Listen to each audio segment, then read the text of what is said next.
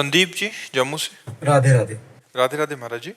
महाराज जी, जब हम दुखी होते हैं या हमारा खराब समय चल रहा होता है, जब हमारा आर्थिक या शारीरिक नुकसान होता है, तब हम अपने विश्वास को कैसे प्रभु पे बनाए रखें और मन में आपने स्थिर रखें? किसी के साथ गलत आचरण किया और हमारे यहाँ का कानून आपको बंदी बना के दंड दे रहा है, तो उसमें भगवान का क्या दोष है? हमने कर्म किया, उसका भोग भोग रहे हैं।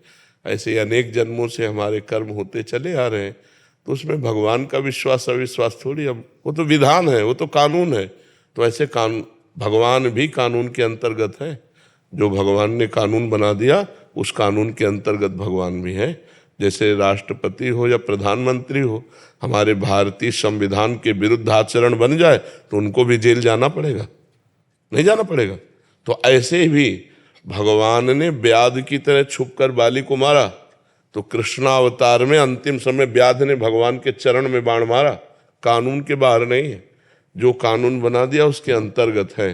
तो हमारे लोगों के जन्म जन्मांतरों के पाप हैं, जो हमें दुख, विपत्ति, संकट और हमारी जो उन्नति है उसमें वो बाधा पहुंचाते हैं। उन्हीं के नष्ट करने के लिए तो हम प्रार्थना करते हैं कि नाम जप करो, अच्छे कर्म करो, दूसरों को सुख पहुंचाओ, जिससे तुम्हारे पाप कर्म तुम्हें परास्त न कर पावे। अब भजन करोगे नहीं, अब जैसे बहुत से लोग हैं मुर्गा बकरा मांस खाते हैं, शराब पीते हैं, पराई माता बहनों से व्यभिचार करते हैं, और जब उनको संकट आता है तो भगवान को कोसते हैं। तो इससे भगवान क्या करें? आप हमें बताओ। तुम्हें खेती दे दी गई, बीज दे दिए गए, अब बम्बुल बो कि दाग छुहारा बो, ये तुम्हारी बुद्धि की बात है। अब बो बम्बुल और चाहो दाग छुहारा, तो ऐसा तो नहीं हो सकता। ऐसे ही करो कर्म असत पाप कर्म और फल चाहो सुख, तो ऐसा नहीं हो सकता। अच्छे कर्म का फल अच्छा होता है, बुरे कर्म का फल बुरा होता है। वो बुरा कई रूप धारण कर लेता है, कभी अपमान रूप धारण कर लेता है, कभी असफलता रूप धारण कर लेता है, कभी विपत्ति रूप धारण कर लेता है, कभी विनाश रूप भी धारण कर लेता है। उसी से बचने के लिए हम कहते हैं नाम जप करो, भगवान की आराधना करो। तो जैसे मुकदमे में हम हार गए और हमको फांसी की सजा मिली, अब कोई उपाय नहीं कि आपको फांसी से बचाया जा सके, तो एक उपाय है, राष्ट्रपति से क्षमा याचना।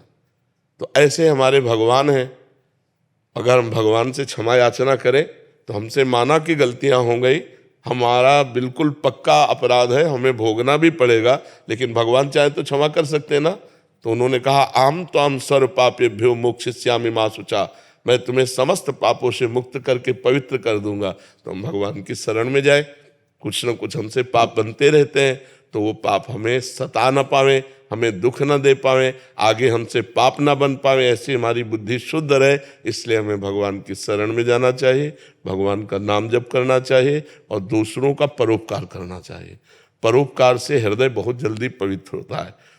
अगर हम पशु पक्षी का भी परोपकार करने लगे तो हमारा हृदय बहुत जल्दी पवित्र हो जाएगा, निष्पाप हो जाएगा। समझ पा रहे हैं आप? इसमें भगवान को कोसने की जरूरत क्या है? भगवान का आपसे कोई दुश्मनी है क्या? बस ऐसे एक ना बीच में थोड़ा सा वो नहीं, तो आप अपने को कोसिए, भगवान को क्यों कोसते हैं? आप अपने को कोसेंगे तो अच्छे बन जाएंगे कि यार मेरे से ही कोई गलती हो गई है, अभी नहीं सही तो पूर्व जन्म में कोई न कोई पाप बना है जिसका दंड मुझे भोगना पड़ रहा है, चलो भोग लेते हैं, आगे तो गलती नहीं करेंगे। तो एक आत्मबल मिलेगा। आप पवित्र और भगवान को कोसोगे तो भगवान को आप कुछ भी करो तो भगवान तक पहुंच पाएगा क्या?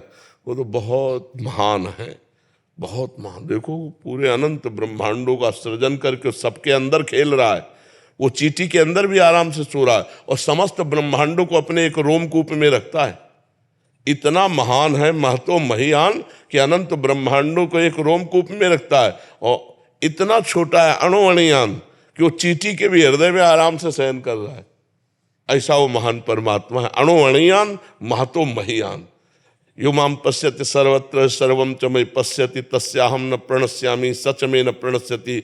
जो सर्वत्र श्री भगवान को देखता है, सबको श्री भगवान में देखता है, वही वास्तविक देखता है। सर्वत्र भगवान सबके हृदय में और सब भगवान के हृदय में वास करते हैं।